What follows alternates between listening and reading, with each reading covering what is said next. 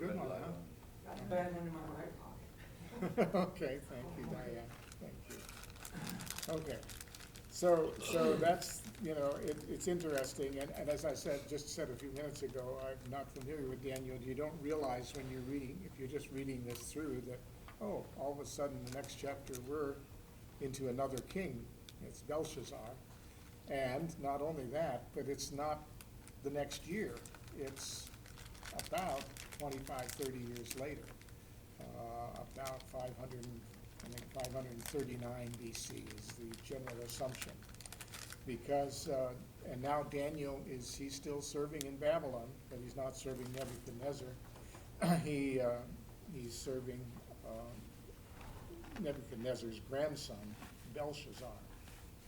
And it begins with this opening line: King Belshazzar gave a great banquet for 1,000 of his nobles and drank wine with them. His name in the footnote mentions that may Bel protect the king. If you remember right, the Nebuchadnezzar had given Daniel the name Belteshazzar. And I forgot exactly what that meant, but that had the god's name Bel in there. And this this is a more shortened form: may God protect the king, Belshazzar. He calls, he's called, or in the text, it implies that he's the son of Nebuchadnezzar, or he talks about that. But in fact, he's not really the son of Nebuchadnezzar. He's the grandson of Nebuchadnezzar. And we don't know anything much about the son, not in the book of Daniel. Nabonidus is the one in between. And Daniel does not refer to him. So we skipped a generation here, about 25 years, and skipped a generation. It's called the son of Nebuchadnezzar, but as we even use sometimes in our day, in our culture, in our language, you can talk about a son of so-and-so, and you're not talking a direct descendant. It could be a grandson, or a daughter. I mean, it can be a general term, and it seems to be that case here, because strictly speaking, Belshazzar is not the son of Nebuchadnezzar. He's the grandson. No one named Belshazzar appears in ancient lists of Babylonian kings, and since Nabonidus was known to be the last king of Babylon, Belshazzar's existence and Daniel's authenticity was questioned by scholars. So, well, I don't know, where did Daniel come up with this guy, this King Belshazzar? There is no such king. There's no record of him. And then, of course, as often happens in archaeology, in history, you sometimes very unexpectedly find things that you're not even looking for, and that's what happened. Some archaeologist was digging and found this 6-inch long clay cylinder that includes Belshazzar's name. He wasn't looking to prove anything, but and the cylinder doesn't talk about the royal succession or anything. It's a commentary on temple repairs that was commissioned by King Nabonidus. I don't know if you've ever thought much about it, but it's kind of mind-blowing to me that, here's the record of what's going on, and it's on a clay tablet or a clay cylinder that somebody scribes, and then the clay is hardened, so it's preserved. So that's, the records were kept in ways that hard for us to imagine. On the other hand, our great-great-grandparents could not imagine that we keep records on computers. What's a computer? How do you do that? And maybe our great-great-grandchildren will say, books? What are books? I've heard of books, but I've never seen one. I'm exaggerating. I hope that doesn't happen, because I love books, but it is, things change over time. Anyway, so that record, it says it was Nabonidus, on this cylinder, included a prayer for his son Belshazzar, whom he had installed as co-regent, or at least implies that. So there was proof. There was a Belshazzar, and that's who he was. And somebody suggests, one commentary suggests that perhaps Nabonidus enjoyed being an archaeologist himself, excavating temples and looking back at past history. He enjoyed that more than ruling, so he said, I'm gonna do that, son, you can run the kingdom. I don't know, that's a little bit of a guess, but could be. Anyway, it lasted until 539 BC, when Babylon fell to the Medo-Persian armies under Darius and Cyrus. And it ends at the end of chapter 5, so by the time we leave here tonight, the reign of Belshazzar is over. Only I will warn you that, I forgot whether it's chapter 8 or 9, goes back in time a little bit, and Daniel's working with Belshazzar again. But here, this tells about the end of Belshazzar's reign. And the next chapter, which Shawn will be teaching next week, chapter 6, talks about Daniel serving the Persians who've taken over. Well, I'm getting ahead of myself. Anyway. Belshazzar gave this great banquet. I wrote this line and I read it now and I thought, well, this sounds kind of silly. Huge feast, including the consumption of much wine, such as this seems to have been common to Babylon. But I laugh at it when I read it now. It seems to be common in a lot of places, in a lot of kingdoms. And, you know, when you have a celebration, what do? You have a big banquet and you drink a lot of wine. I'm exaggerating, but that is a common, that's how people celebrate. Well, wasn't that just a common, ordinary household drink? I mean, because they didn't have pure water? There is that in defense of drinking wine, yes. In fact, Paul advises Timothy, take a little wine for your stomach's sake, because it's good for you. But that's in the New Testament. But this was more than just a, but you're right. I mean, you didn't go out and drink fresh, I mean, why did they make wine? That's the way to preserve fruit, because you can't, without refrigeration, you can't keep fruit juice and fruit indefinitely. So it was a way, and it not necessarily evil or unhealthy, although this banquet sounds a little bit, probably over the top. Yeah.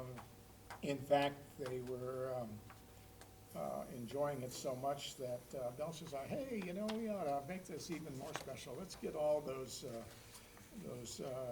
golden and silver goblets that my father Nebuchadnezzar had brought from the temple in Jerusalem. Let's have a real celebration here. So they did that, and as they drank the wine, they praised the gods of gold and silver, of bronze, iron, wood, and stone. And that's very thoughtful. Huh? Let's praise the gods who that we're drinking wine from. But let's face it, we all, if you think about what kind of idolatry we are tempted to, what are our idols? And I'm not saying we all have them or we take them seriously, but to the extent that we have idols, the idols are the things that we like, that we admire, the good gifts of, for some people, very simply, money is their idol. For other people, a good time is their idol. For other people, whatever, you know.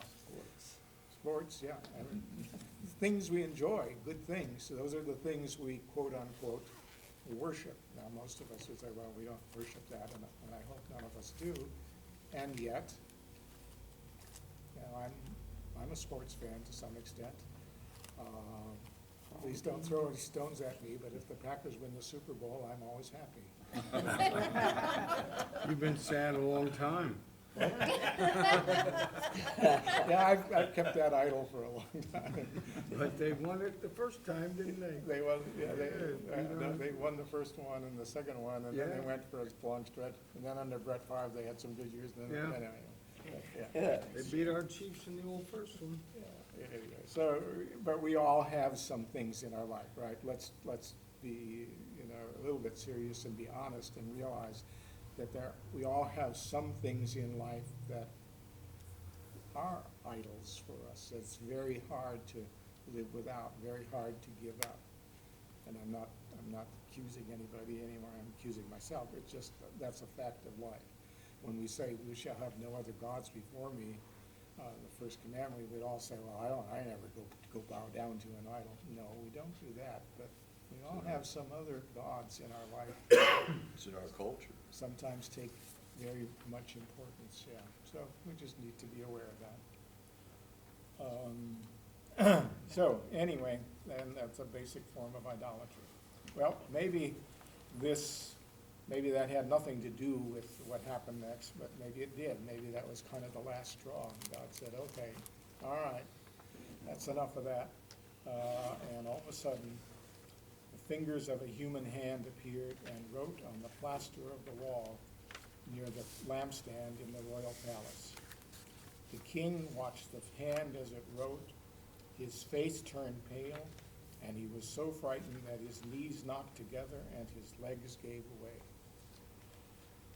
Okay, well, we'll get to the words here before the night's over, but the words themselves are not necessarily scary. There wasn't anything necessarily a curse there, but I think, well, how would we feel if all of a sudden there was writing on the wall over there or over there? Even Our if, knees would knock together also. what is that? I think our knees would knock together also. Our knees would knock together, no matter what it said, yes. Right.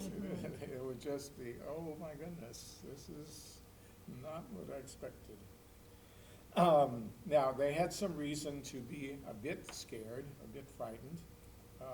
Daniel doesn't mention the fact, but about 2 years before, Cyrus, king of Persia, had attacked Babylon. And that's the coming thing. Persia's gonna take over. But Cyrus had attacked Babylon with a great army. The Babylonians had been routed in a pitched battle on the frontier, and the scattered forces had retreated back into the city itself, into Babylon. So that's where they are. And Cyrus, at this time, even though Daniel doesn't record this, Cyrus kind of has them under siege. And now, I guess I'm speculating a little bit, but from what I read and understand, at least, Babylon had great walls. It was a powerful city. The river Euphrates flowed by it, so it was fairly well protected. Not an easy city to take or to capture. And they had probably enough provisions to withstand a long siege and so forth. So they weren't necessarily shivering in their boots. Nevertheless, as far as we know, this maybe was about already the second year of the siege. So that's a long time. Even if you got provisions, even if you feel you're kind of safe behind your walls, it makes you kind of nervous. And maybe they're not sure if they could hold on indefinitely. And then I put that in parentheses, in italics and parentheses. Perhaps this entire evening of eating, drinking, and celebration was an act of false bravado. Now, that's pure speculation on my part. But sometimes when people they're in big trouble, they sometimes find an excuse that, we'll just laugh it off. Let's have a party so we don't have to think about it. That does happen. You know, that's the lesson of last Sunday in Sunday school from Isaiah. Oh, okay, yeah, well, Isaiah's going through, right, Isaiah. Right. When Isaiah is warning them, and of course Isaiah is 150 or 200 years earlier, but Right. he's telling them they This is better what's gonna straighten up and happen. fly right, or Yeah, bad things are gonna befall you. And so I found it interesting that it was this chapter that Yep. it actually occurs. And in that lesson, well, I won't say anything because maybe it comes up. yeah, and no, anyway, I will comment here because when we ran out Sunday school, we were using the same books you use, and that was referring to Isaiah's prophecies about this. Mhm. And I was thinking of working this in, but it fell off my mind when I did this, so I didn't show that. But Isaiah had prophesied this was going to happen. Okay. Anyway, everybody is all terrified and all upset. And then you have this little bit of a strange note. The queen, hearing all of the commotion, came into the banquet hall. And well, who's the queen? Well, I put another footnote in there. The wives of Belshazzar have already been mentioned in verse 2, the wives and the concubines. So this is the assumption that this is not Belshazzar's wife, but perhaps the queen mother, either his mother or maybe his grandmother, Nebuchadnezzar's wife. That we don't know. We have no idea. But there is kind of the supposition that this is probably the queen mother. In any case, she's somebody who's been around a little longer maybe than most of these folks, and she remembered Daniel's service to Nebuchadnezzar, which was a generation or more earlier. So she comes and says, let's see, where am I? I lost my place. O king, live Okay. forever. Yeah, okay, go ahead. She said, there is a man in your kingdom who has the spirit of the holy gods in him. Sounds like Nebuchadnezzar, right?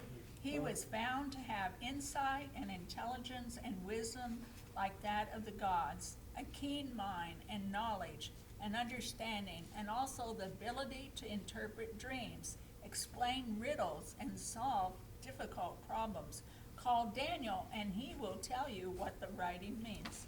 Okay, all right, so she steps up, and that brings up the question, why had no one else thought of it? Well, one simple answer is time had passed, perhaps 40 years or more. That's a bit of a guess. But Daniel, if you remember from the beginning of the book, he's like a teenager. He and his buddies are, 20 years old tops when they came to Babylon and under Nebuchadnezzar. And this is at least like 25, 30 years or maybe more. So maybe as much as 40 years. So could be a long time. And by this time, Nebuchadnezzar had been dead for more than 20 years. In chapter 8, verse 27, which we'll get to eventually, you don't have to look that up now, but if you want to make a note, there's just a notice in that chapter talking about Daniel that he was about the king's business. In other words, he was still working in the government, still working in the administration. So he was still around and he's still active, but maybe he was no longer in such a high position as he had once been, or maybe he wasn't as much in the forefront. That's a guess, who knows? But in any case, the way in which Belshazzar addresses him suggests that although he may have heard of Daniel or may have known something about him, he doesn't really know him personally. Because he asks, somebody want to read that? He asks, are you Daniel? Are you Daniel, one of the exiles my father the king brought from Judah? I have heard that the spirit of the gods is in you, and that you have insight, intelligence, and outstanding wisdom. I have heard that you are able to give interpretations and to solve difficult problems. Okay. So Belshazzar kind of hints that I've heard some things about you. He doesn't identify. He didn't seem to know Daniel, or he didn't think of Daniel, but he had heard something about him. So now the next paragraph is a bit of speculation on my part, I would say, but to the first line or so. But maybe he felt a bit uncomfortable when he saw, oh, Daniel, that's right. I heard stories about this guy. I'm not sure I really want to deal with him. He's a follower of that God of the Jews, and he makes waves, and I could rather deal with somebody I could control a little better. But he and this whole crowd is kind of shook up. They need to know what this writing is about, so they have no choice but to continue. He offered Daniel the same reward offered to all the others. If you can read this writing and tell me what it means, you'll be clothed in purple, have a gold chain placed around your neck, and will be the third highest ruler in the kingdom. I underline that third highest ruler because that kind of suggests that there are already two higher rulers than Daniel's going to be, and that one perhaps could be the real king, Nabonidus, and the second one could be his son, the co-regent, Belshazzar. So, yeah, that's, put that in the footnote, that's that's a little bit speculative, but otherwise, why the third highest ruler? Yeah, I don't know, anyway, that seems to lend a little bit more support to the idea that there are already two rulers in Babylon.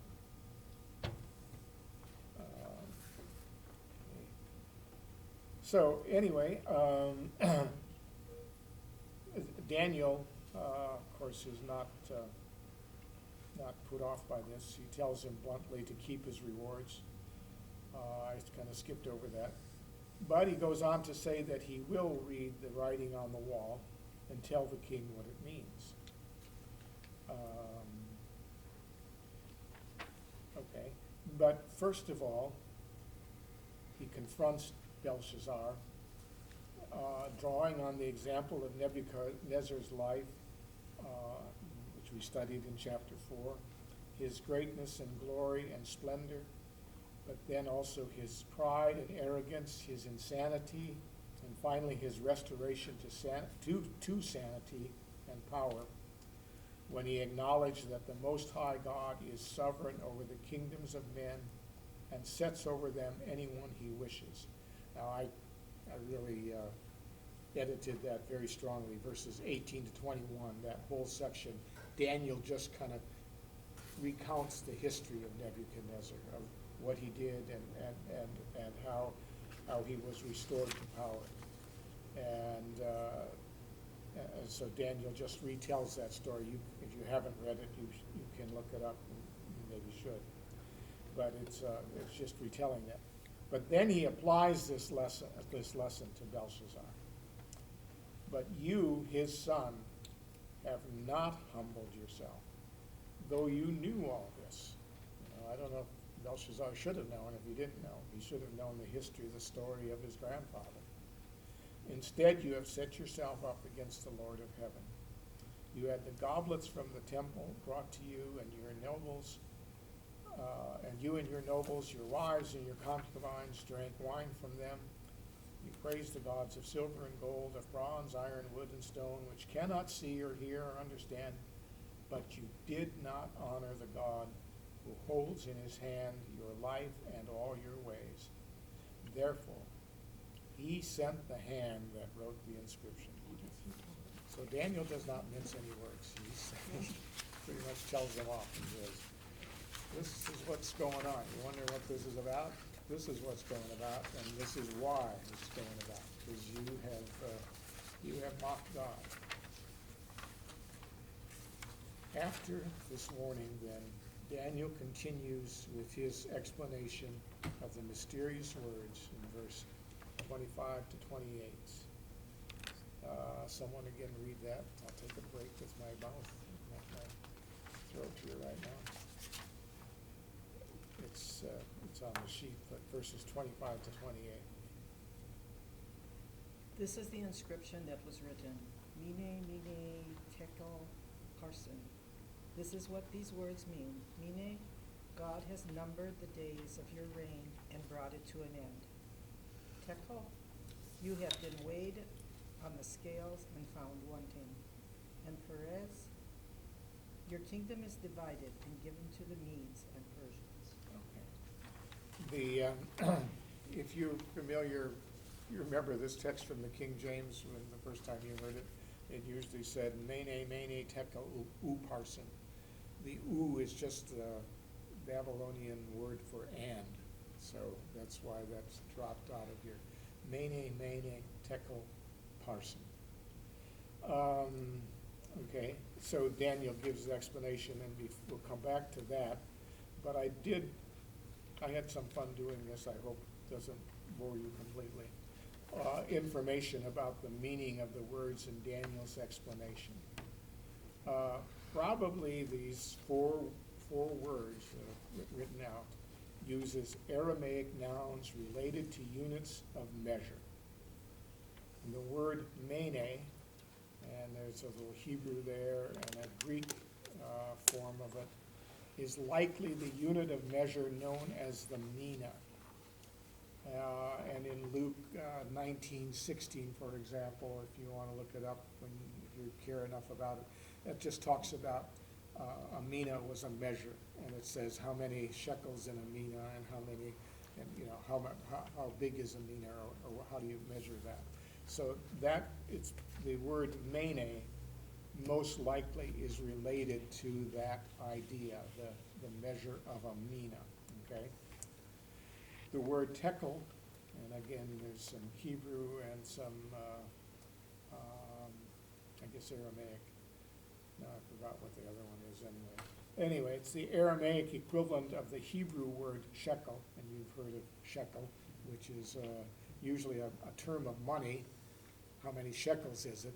But I assume you realize that in the olden days, the value of the money was the weight of it. It's a precious metal, how much does it weigh? So a shekel was a measure of the weight.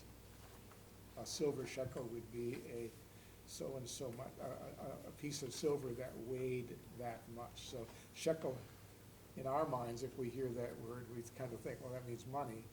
Well, it does, but originally it's a measure of weight. And tekel is a Aramaic version of shekel. Okay, that's probably more than you ever wanted to know. But anyway, so the related verb of that means to weigh.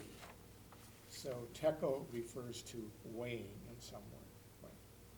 And the third term, parson, or the singular form, paris, is an Aramaic word for a half measure or a half portion. And Daniel uses the singular form of the word when he speaks this in verse 28.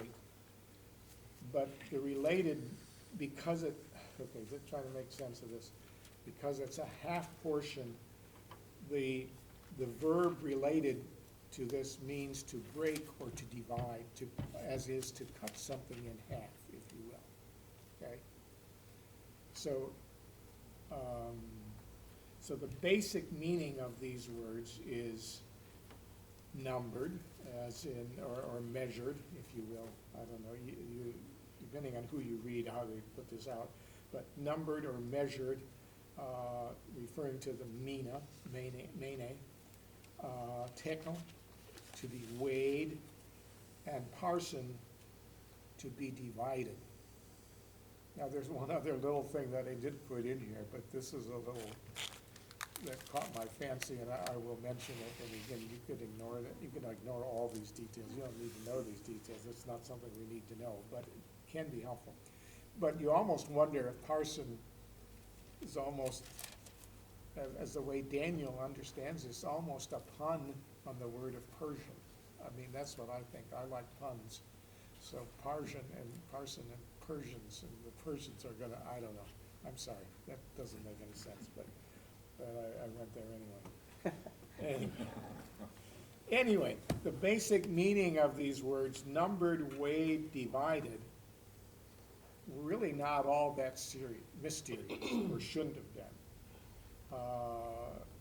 Maybe if it was Aramaic and the wise men and the enchanters weren't particularly familiar with Aramaic, although you'd think they would have been if they're wise men. But my opinion is they probably read these words and said, yeah, numbered, weighed, divided, what's that about? What does that mean? But neither they nor the king could make any sense of what those words meant for them and for Babylon. That's the key here. It wasn't that Daniel could read languages that they couldn't read. It's that he understood what God is saying there. Numbered, weighed, measured, weighed, divided. Okay? And so he explains this message by kind of playing on the verb meanings of these words. He says, you've been numbered, measured, counted, and your time is at an end. You've been weighed in the balance and found wanting. And so your kingdom is divided. Belshazzar and his kingdom had failed to live up its calling and responsibilities and it could not continue. That's the interpretation he gives. It says the fall of Babylon was imminent. So that's the best interpretation I understand of what's going on and what Daniel told them. Any thoughts about that before we conclude with the last two verses? Or any He still took the purple. Well, he said he didn't need to have the purple robe, but I guess he took it anyway. Yeah, well, this is true. That's true. All right, yeah, in the last two verses, it's kind of interesting because first of all, it's interesting, this was not good news. Belshazzar could have said, I'm not gonna give you a reward if you're gonna give me an interpretation like that. That's not something I wanna hear. Here's your reward, get out of here. Tell me something I wanna hear, not something like this. But I don't know, Belshazzar, maybe, I was thinking about that, and so I put this in here, apparently Belshazzar and the whole company of revelers were not gonna let some bad news, we're not gonna ruin our evening. Maybe there's some bad news coming. But tonight, we're gonna celebrate, we're gonna have a good time. So I don't know. Worry about the consequences later. Yeah, that happens in the world, right? Yeah. It does, well, sometimes we don't wanna deal with the bad news, so we ignore that, and, Go on, we maybe back have to done that business. sometimes, we all know stories of people who do that and say, Yes. what is the story of, I was thinking of the Titanic, I don't know, so, they were having a party on the Titanic. It's midnight on the sea, the band's playing, near my God to thee, fare thee Titanic, fare thee well. Supposedly, at least, people were partying and dancing because they believed the Titanic couldn't go down, unsinkable. And even after it hit the iceberg, and I don't remember all the details, and I haven't studied it recently, but even after it hit the iceberg, and there's some problems, basically, most of the people on board said, oh, this is no big deal, we'll survive, we're good. Meanwhile, the Titanic is going down, and some people were still, almost to the end, were still partying. Well, whatever. I don't know if that's a good analogy or not, but it does happen sometimes. People, when you say, you maybe ought to be worried about the fact that, just to use an example, that you can't pay your mortgage and that you lost your job and everything else. Oh, no, we're just gonna celebrate tonight. We'll worry about that tomorrow. Take the last bit of your money and go party. Yeah, I don't know. I don't know, I'm just trying to make sense of that, because they, instead of saying, Daniel, get out of here, tell us another explanation or forget it, he says, okay, that's your definition, here's your reward. It kind of reminds me of something that Scarlett said in Gone with the Wind. Oh, yeah, tell me, what does she say, huh? 'Cause that crossed my mind, but I can't remember it, so. Yeah, I don't remember exactly, but we'll worry about that tomorrow. We'll worry about that, that's right, Yeah. that's the line, That's Gone the with the line wind. talk. Yeah. We'll worry about that tomorrow. I don't wanna think about that today, I'll think about that tomorrow. There we go. There you go, that's more exact. Thank you, Robin and Suzanne for bringing that up, because that crossed my mind, but I forgot it when I wrote it down, because that's another illustration. And, we can laugh at that, but people do that sometimes, and we may even have done it to some extent at some time. No, I'm not gonna worry about it, I just wanna relax tonight, I just wanna have a good time tonight, so, Put that on the back burner and deal with it later. yeah. Let's eat, drink, and be merry. But the last verse of the chapter, that very night Belshazzar, king of the Babylonians, was slain, and Darius the Mede took over the kingdom at the age of 62. Interesting that we don't usually get the ages of people, but suddenly Darius's age is given there. And that's another question which I'm gonna let Shawn handle. because there is disagreement whether or not Darius was really involved in this, but that's for her to deal with in chapter 6. So I'll talk to her about it. I'm sure she's aware of it, but we're not gonna go there. Because the supposition is that it's actually Cyrus and not Darius, and I didn't explore that and go into that. But anyway, the Persians are at the city gate, and Belshazzar's kingdom would fall that very night. Now, Belshazzar will show up later in Daniel, because I forget which chapter, it's about 9 or 10, somewhere, I think it's 8 or 9, I forget. That actually goes back in time to a time when Daniel was serving with Belshazzar. But for now, we're gonna move forward in history, and the next chapter goes on beyond the Babylonian kingdom into the time of the Persians who are ruling this area. And so in chapter 6, when Daniel finds himself in the lion's den, that's when he's working for the Persians, not when he's working for the Babylonians. So that's one of the confusing things about Daniel, because wait a second here, if you don't read it carefully, you say, well, wait a second, I thought so-and-so was king, I thought this was going on, and now, so keeping track of that, it does, another issue here involved too, is that these first 6 chapters, especially, are kind of, that helps explain it, but it also complicates the matter a little bit. The first 6 chapters of Daniel are more or less a historical account. And the rest of Daniel is more of a prophetic study.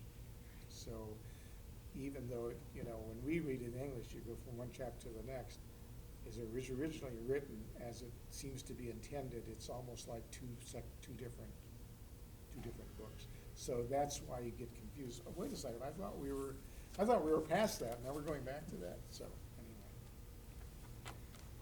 Okay. Thoughts, questions, somebody bail me out, tell me what's going on here.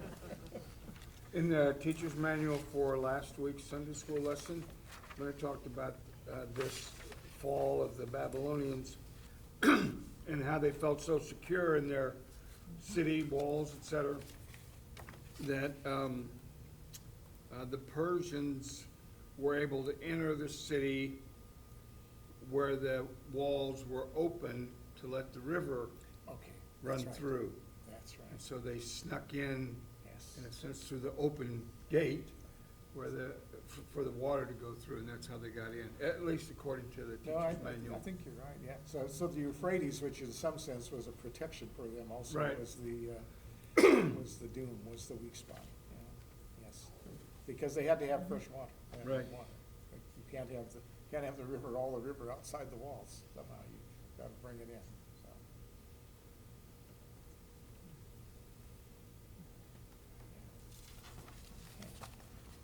Any other thoughts or ideas? This study Bible says, how did the Medes and Persians get into this city surrounded by a wall 350 feet high? They ingeniously diverted the Euphrates River 1.5 miles north of Babylon and went in through the waterbed. Right, Okay, right. I that's- remember that now. Yeah, They say yeah. it that way. They diverted the river so that it was open to them. Yes. Man, they were So they didn't serious. really, yeah. So they didn't go with the river, they got the river, They I moved read the that river. somewhere too, and I forgot it, they never got in there, no, so, so They they were came in through the dry riverbed then. They were smart. And determined. Determined. Moving a river?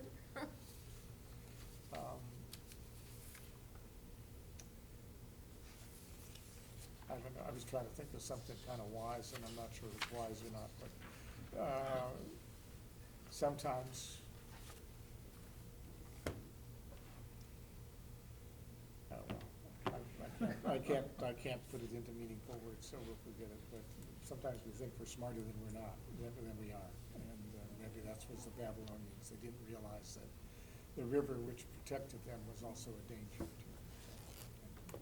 And here, while they were partying, they caught them off guard. Yeah.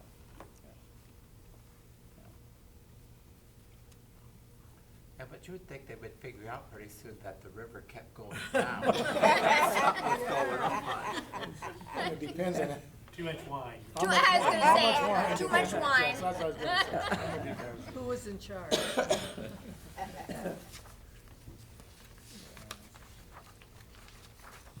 Yeah, there are other examples in history, and I can't think of any right now, but where, you know, you look back and you say, why didn't they see this? Why didn't they understand this was coming? How did they miss this? And we all can be very blind sometimes in our individual lives and in our corporate life and not see what's happening. So, all right, Thank you. well, thank you. Thank you. Thanks. It's fun to teach. Fun to talk. We do need some help putting tables kind of back where they were, which is a little bit of a guess, but, I don't know that there's an exact. Shawn and I got called out once because we left. Pop that disc out, Mary, and I'll take it. We will have Four Seasons tomorrow. Yeah, that's right, you got. Oh, yeah. I pretty much put the table there, so I know what.